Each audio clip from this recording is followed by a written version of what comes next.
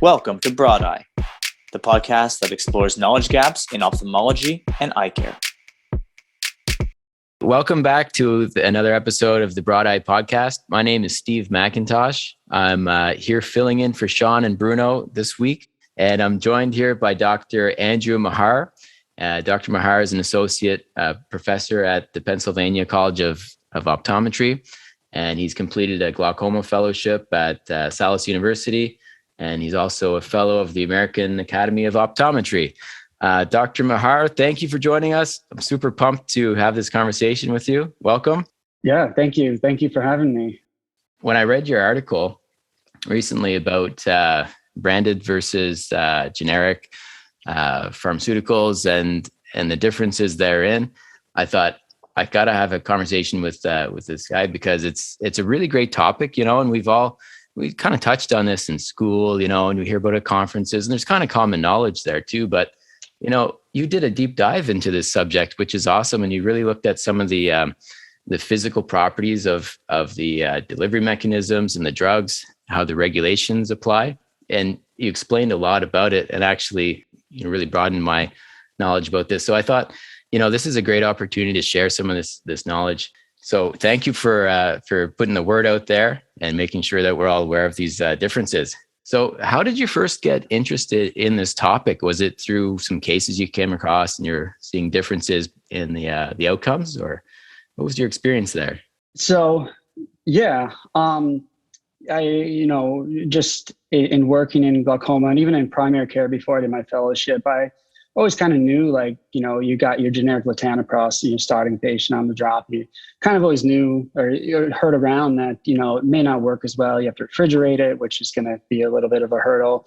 But really, what really spurred my wanting to kind of dive deeper into this was experience alone. Specifically, once we had resumed clinical care in June of 2020, our clinic was not bustling. It was actually kind of like a tumbleweed going across. It was just the doctors, no students back yet. I'm in glaucoma and just seeing patients one-on-one, which was a great opportunity to get to know the patients better because everything was so spaced out. And we're using the disposable tonal probes. We defer to that more so in eye care. And, see the first few weeks of patients. We were actually going every other week. We had two different groups to kind of limit any sort of, cross-tracking for COVID. And, see a couple patients. I see maybe one. I'm using the disposable tonal probe. It seems a little bit different, and getting a pressure reading of a well-known patient who had been taking a branded medication, at least to my knowledge. And, pressure's a little bit high. Let me check the other eye. I'll go back around to the other eye and just see maybe, too much fluoresce. And the other one, same, a couple points higher than that. And said, Mr. So-and-so, things are up a little bit, not enough to really make any changes. So, we'll kind of just keep an eye on everything and get testing. And that started to happen kind of more and more and more. And fortunately, in our EMR, we are able to look at fill history. And so most of the time, I make sure it's well documented so I know exactly what they're on. But started to look, and all of a sudden, this travoprost started to pop up. And we maybe saw it, 4 or 5 times before COVID had started. And we kind of said, give it a try. We don't have much experience with it. So that's it just switched to the generic all of a sudden, and you saw at this time almost everyone who's on Travatan. And I guess, formulary switch at the beginning of the year, insurance is all of a sudden going to say, nope, not going to pay for Travatan Z. We're going to pay for travoprost. It's cheaper. And I thought, am I losing my touch? Was I out for that long? Am I not getting tonal like I was before? Is it the probes? Is it anything? And I just saw this distinct pattern of all these patients, and really it was every single person who was switched, getting this slightly higher reading. And, when I saw them back, or even some of the ones where I started to see that pattern, I said, all right, this isn't a good pressure for you. We're going to switch you to a branded and see what happens. And at the moment, the only kind of branded standard prostaglandin was your Lumigan. We had samples of it. We could give them a trial, see how well it compares to the travoprost. And, in more cases than I can count, pressure went right back to where it was supposed to be, 2 to 3 points lower or so. And every point, makes a difference. But, I started to collect and just see these trends. And it wasn't until a couple months in where someone was on travoprost and they just happened to be the same, so they responded to it a little differently. But the, overwhelming majority of patients it didn't work as well, simply put. Yeah. So through your own clinical observations and real life situations like this, you could go back and mine through some data, which is awesome about these electronic EMRs that we have now. We can actually go through these historical data points and dig out some trends, so that's great that you took the time to do it too. Like you said, I sometimes attribute these variances to human error when I'm doing it. But you're totally right to go back and look at and dig in and see what changed here,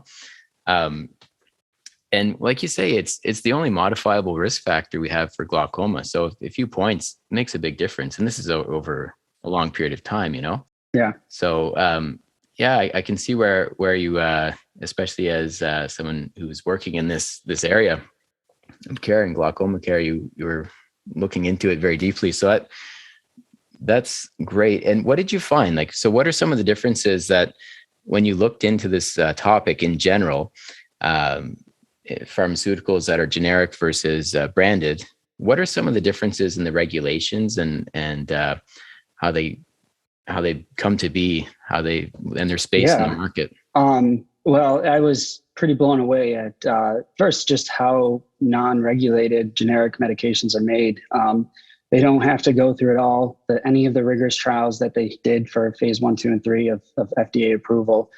And eye drops are unique in that it doesn't, it's hard to measure blood plasma concentration. And so it kind of defaults to this, well, if it has the same concentration of medication, an eye drop, and it's absorbed by the eye, then we deem it to essentially be the same with a little bit of tolerance, but not a lot, between that. And, I think I came up with the analogy that really works best in that, the ingredients of a good pasta sauce, but, no one makes it as well as grandma does. And so when, the big main company that was making it, now all of a sudden the recipe's out to all these generic companies.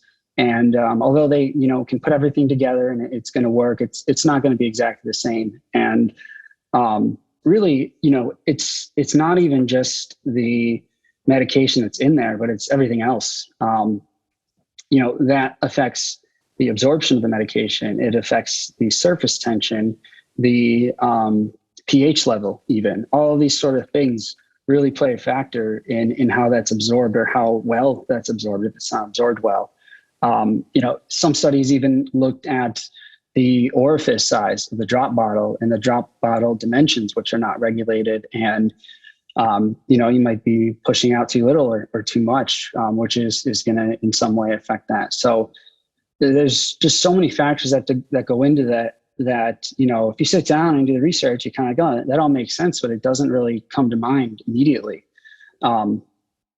The drug stability as well. A lot of drugs are more temperature dependent. And so a lot of places say, refrigerate the latanoprost until you take it out and then it's good to use. And I tell my patients, treat it like your milk. Don't leave it on the counter.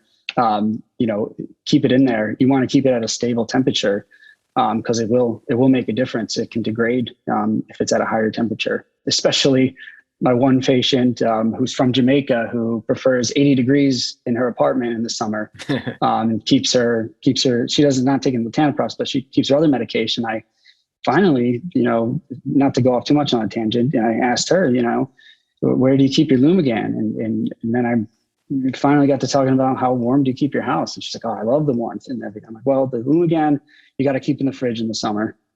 Oh, for sure. So I just want to go back to that analogy. That's a great analogy about grandma's pasta recipe. We really understand it when we simplify it and make an analogy like this. So you have the recipe, you start mixing these ingredients together. Well, how much force are you using? What type of containers, are you using a plastic container to some of the molecules to adhere to the side of the container? Is it glass? What's the surface area of it? So yeah, all these things definitely apply. And I guess that's why that famous recipe from grandma, it tastes a little bit different when we try to make it ourselves sometimes. But yeah, there's so many of these steps along the way that carrying along that analogy, just it's the same as the manufacturing process for some of these medications too, every step along the way, there's all kinds of variables, in science too, we learn about controlling every variable except for the one that we're experimenting with. And, if you're defending a paper, you get people who ask you, well, have you considered like lunar cycles? Have you considered all these other really extraneous variables that you're like, well, come on, like that's not going to have an impact. And then in a situation like this, it's kind of interesting that there's a lot of variables here that kind of have an obvious impact that aren't controlled, but we kind of give it a pass, So it's almost like sort of a double standard in our approach, with science. Right. Historically, over time, have we seen an increase in the market share of generics? I mean, if you think like a businessman, it's cheaper to make these. And as long as they follow all, the rules FDA puts out, then, they can produce it. So it's greatly increased. And so it's saving them a lot of money to produce the medication. But it's not going to be the same. So like over the past decade or so, we've seen quite a bit more market share go to generic medication compared to the branded form. And like you say, it does save a lot of costs and makes more options for patients too, which we know is beneficial for patient outcome. Sure, absolutely. And I guess the reason why it is cheaper is because we're not requiring, or the regulators don't require these companies to reinvent the wheel and go through the same process of proving the efficacy and the safety profile. Is it 3 months or it's quite a bit shorter duration? 3, yeah. It's just 3 months. Yeah. So is there a balance? Like, do you think regulators should actually change this? Or is this more on the shoulders of clinicians like ourselves or patients, even retailers? Like, who takes the responsibility and what could we change here to make a better balance between having these options available, but making sure that they're working properly? I think you could look at this really in a few different ways. If you take the approach of let's make things more stringent, that is going to take a lot of political action, I would presume. And these are bigger companies where, they're going to, not to say it can't be done, but I think that's going to be a tougher hurdle, rather than we being more vigilant as clinicians, and getting the word out to know that it does make a difference. I mean, checking with the pharmacy every single time the patient comes in, if you can, to ensure that they haven't been switched. Because, if there's a generic out there or a kind of so-called equivalent, in their eyes, they're allowed to switch it, and we don't necessarily have to be informed of that. So I think some light needs to be shed on that from the pharmacy perspective as well. I can't tell you how many times things have been switched. And I mean, I've found a few ways. The pharmacies probably hate me because of, how obnoxious I might be, and say specifically, do not switch to 0.04% travoprost, brand name medically necessary. And I write it in the SIG because they're legally obligated to follow the SIG. Anywhere else, the non-clinical notes, might, get swept under the rug. So I've taken the stance on just being very vigilant about it. And, this podcast as well is going to help hopefully get the word out more, where I think that's, kind of at the moment, the easier route to go. I think morally and ethically, FDA should place more regulations on things like that. I just think that that's such a bigger hurdle to go over. And there is a place for generics. I have countless patients on generic medications that work just fine. But when they're unknowingly switched and maybe they're, just more irritating to the patient, even in that sense, and certainly if they don't work as well,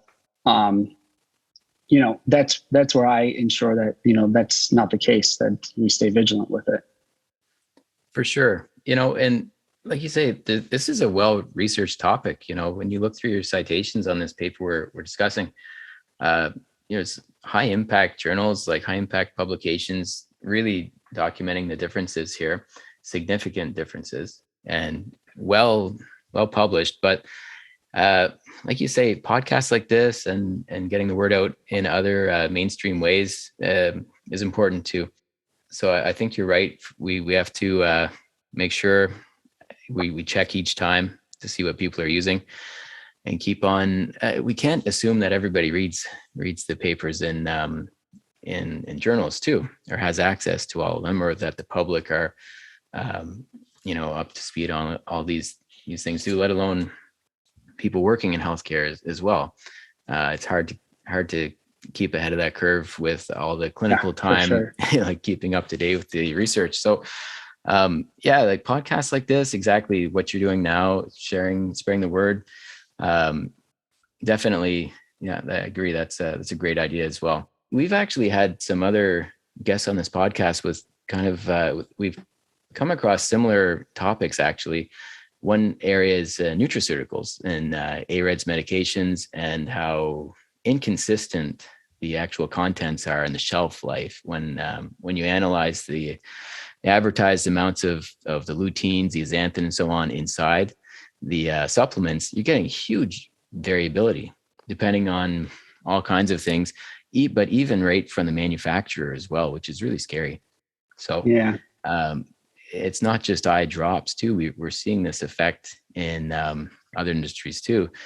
I think part of that's maybe a byproduct of just the mass production. It's just going to be within some tolerable limit, but they're producing so much of it, for money rather than anything else that, that kind of unfortunately, goes by a little unchecked. Yeah, for sure. We have to keep in mind when a study researches drug or product A and finds that it has this effect, and then if we see product B contains these same ingredients as product A, therefore it has the same effect. There's actually a small non sequitur in there where we're making an assumption that the ingredients are the only factor. It's not all the buffers or the viscosity, all these other factors, the physical properties of the drug itself, of product A or drug A, that can have a big impact too. Even the preservative, like for glaucoma medications too, like preservatives, we know it can actually change the dynamics of the absorption too. I know you talked a little bit about in your paper some of the thickening agents that can actually change the outflow at the puncta. So the amount of drug that can stay on the surface of the eye can be changed just by the thickening agents within the bottle. And these things aren't regulated either, as far as I know. Is that right? No, not to my knowledge. I don't think there's any regulation. I know xanthan gum is probably the most common one that you see, but they looked at I think it's gellan gum as well, and found that was a bit more viscous, and so that was beneficial in that study because it stayed on the eye longer. The eye was able to absorb enough of the medication, lasting 8 hours or more. Yeah, when we look at the ingredient list of things, you see the active ingredient and then a list of buffers and things for pH and for viscosity and so on. It's like, yeah, xanthan gum, okay, yeah, whatever, Yeah. But they do make a big impact in ways that we might not think about. Have you noticed anything during the pandemic? You mentioned it wasn't as busy, and I know we were doing a lot of telehealth too, and talking with patients at home. So we're not seeing patients come in with their bottles of drops as often too. Did you notice it harder to monitor what patients are on during the pandemic while we're doing more telehealth? We see we're back to almost full speed. We see a wide array of patients where there's a group of patients who we know that religious installations are taken. They always follow the rule. They get their drops in, but you also see some patients who have missed follow-ups, or we're just seeing them now back. after COVID, after, everything, even 2 years later. So it's pretty variable, but I see a wide array of that, kind of the entire spectrum. And, most patients at least have been able to get their medication. Some were a bit more, a lot of the elderly and those with other comorbidities were a bit more hesitant to come out. And we understand that. And as long as they're taking the medications, that's kind of a bit of a compromise in hopes that, they make their way out. But fortunately, I feel like most patients have stayed on top, at least on taking their medications. If it's been a bit harder to get in just from our past year and a half of a reduced schedule, we're eventually seeing them come in and fortunately seeing most of them under good control. Happy to say we haven't seen too many just kind of, go on a sabbatical of no glaucoma drops. We've, I think I've been very fortunate to see that most folks have kind of been continuing on, with what the doctor told them last. And I know it isn't, the case everywhere, but like I said, I think overall it's, other than, one or two or so, everyone's been pretty much staying on top of everything as far as the treatment goes. Yeah, that's great. And like you say, having the fill records in your EMR, super helpful too. I'm always telling the patients, bring your drops in, because I don't have this technology yet. But it's nice to see that, as we proceed and continue with these advancements in technology and being able to deliver care at a distance too, and still monitor properly, then it's definitely lots of hope for the future too. So on that, I think, that's great. Thank you so much again for spreading this message and reminding us about the importance of this topic, the difference between branded and generic medications, and especially in ophthalmic drugs, because some of these, they're, like you say, you can't really measure the blood serum amount of the concentration, the active ingredient in these cases, and confirm how much correlation there is between the branded and the generic in this case. So it's kind of a special circumstance. It's an interesting topic across lots of industries, but especially across in eye care as well. So thanks again for joining us. And yeah, man, absolutely. Thanks for providing me the platform and helping to kind of get the word out. And special thanks to Dr. Gerwood, who helped me develop this paper as well. And I guess I'll leave you with one more factoid that kind of blew my mind. Is I wish I could cite it. I'm blanking on it, but they found that latanoprost, which is kind of the most heavily generic drug used for glaucoma, was made by 23 different generic companies. So if you think about the thresholds with that and the variability, that's just going to be the continual pattern. So we as clinicians have to stay vigilant and stay on top and just know that these drugs do make a difference, and they may fit for some, but in some cases, making that switch to a branded, will definitely help out without, overburdening them with, adding more drops in the mix. Wow, 23 different companies. So we can imagine how many variations of the parent recipe there may be out there, how many interpretations, there are different variables involved. And this all underscores the importance of talking openly about this topic and being aware of some of these potential variations. And I'm sure we'll talk more about it in the future, because it's definitely worth revisiting. Yeah, for sure. So thanks again for joining us. Absolutely. Thank you. Take care. And that concludes today's episode of the Broad Eye Podcast. If you enjoyed this episode, please be sure to subscribe on your favorite podcast platform. Of course, ratings and reviews are always welcome. And you can certainly share this episode with any of your colleagues or friends who might enjoy it. Thanks for listening.